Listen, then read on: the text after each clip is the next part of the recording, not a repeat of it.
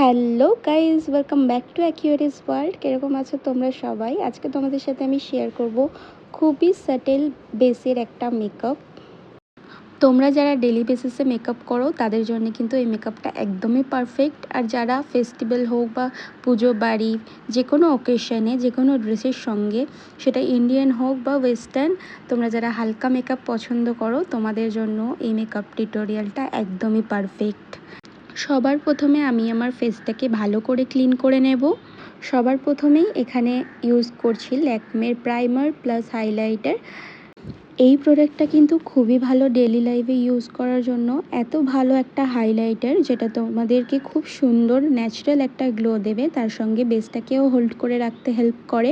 তোমাদের যদি কোনো প্রোডাক্টের লিঙ্ক লাগে অবশ্যই আমাকে কমেন্ট করে জানিও। এবারে আমাদের ফেসে কিছু আনইভেন টোন থাকে, সেগুলোকে ম্যানেজ করার জন্য আন্ডার আইতে একদম অল্প কোয়ান্টিটিতে অরেঞ্জ কারেক্টার, আর যেখানে আমার অ্যাকনের রেডনেসগুলো ছিল সেখানে গ্রিন কালার কারেক্টার করেছি। আমার কিন্তু একটু আইব্রোটা ডার্ক পছন্দ, তাই একটু ডার্কভাবে আমি আইব্রোটাকে ড্র করেছিলাম।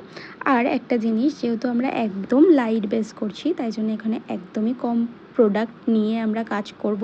তাই যে কোনো প্রোডাক্ট যত হালকা বেসের হবে, যত হালকা ফর্মুলার হবে, কোয়ান্টিটি কম হবে, তত কিন্তু লুকটা বেশি সুন্দর লাগবে।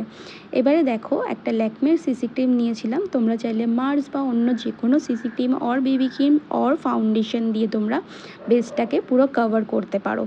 আমি যেহেতু লাইট বেস ক্রিয়েট করতে চেয়েছি তাই জন্য আমি এখানে সিসি ক্রিমটাই ইউজ করেছি। দেখো, এখানে চাইলে আমি কনসিলার ইউজ করতেই পারতাম, কিন্তু তোমরা সবাই জানো কনসিলারটা একটু ক্রিম ফর্মে হয় আর বেসটাকেও হেভি করে দেয়। তাই জন্য এখানে আমি স্কিন টোনেরই একটা ফাউন্ডেশন ইউজ করেছি, যেটা একদম ফুল কাভারেজ। ফিটমির ফাউন্ডেশন তোমরা ইউজ করতে পারো। আমার পার্সোনালি ফিটমির ফাউন্ডেশন খুবই ভালো লাগে। আর যারা কলেজ স্টুডেন্ট তাদের জন্য কিন্তু এটা খুবই অ্যাফোর্ডেবল একটা রেঞ্জের মধ্যে আসে। ব্লেন্ডিং করার পরে তোমরা হয়তো বেসটা দেখে বুঝতেই পারছো বেসটা কতটা ফ্ললেস হয়েছে। আর কোনো রকমের কালার কারেকশনের কোনো প্যাচ কিন্তু এখানে দেখা যাচ্ছে না, বা কোনো রেডনেস বা আন্ডার আইতে কোনো রকমের ডার্কনেস কিন্তু তোমরা এখানে দেখতে পাচ্ছ না। এখানে আমি ইউজ করছি জুডিওর একটা ব্লাশ, যেটা কিন্তু খুবই ভালো একটা প্রোডাক্ট। তোমরা চাইলে এটা জুডিওর যে কোনো ব্রাঞ্চে গিয়ে কিনে নিতে পারো। এইটার লিঙ্ক কিন্তু আমি তোমাদেরকে দিতে পারবো না। ব্লাশটা অ্যাপ্লাই করার পরে দেখো ফেসটা কতটা চেঞ্জ হয়ে যায়। আর আমি যেহেতু এখানে কন্ট্রোল করিনি, যেহেতু লাইট বেস ক্রিয়েট করছি, তাই জন্য এখানে হালকা করে ব্রঞ্জিং করছি, যেহেতু আমার ফেসটা একটু চাবি। তোমরা চাইলে নাও করতে পারো যদি তোমরা স্লিম হও। এরপর কিন্তু সরাসরি চলে যাব আই লুকে। আই লুকে সবার প্রথমে এখানে ব্রাউন শেডের একটা আই শ্যাডো নিয়ে পুরো আইলিডে আমি অ্যাপ্লাই করছি। তারপরে ব্ল্যাক একটা আই শ্যাডো পেন্সিল ব্রাশে নিয়ে সেটাকে জাস্ট আমাদের ইনার কর্নার থেকে আউটার কর্নারে যেরকমভাবে আমরা লাইনার বা কাজল ড্র করি সেরকমভাবেই ড্র করে নেব, অ্যান্ড ব্রাউন আই শ্যাডোটা দিয়ে ব্লেন্ড করে নেব।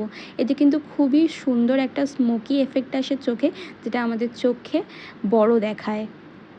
যেহেতু আমি এখানে ডেলি বেসের একটা মেকআপ করছি, খুবই লাইট একটা মেকআপ, তাই জন্য আমি এখানে লাইনার বা কোনো রকমের কাজল ইউজ করলাম না।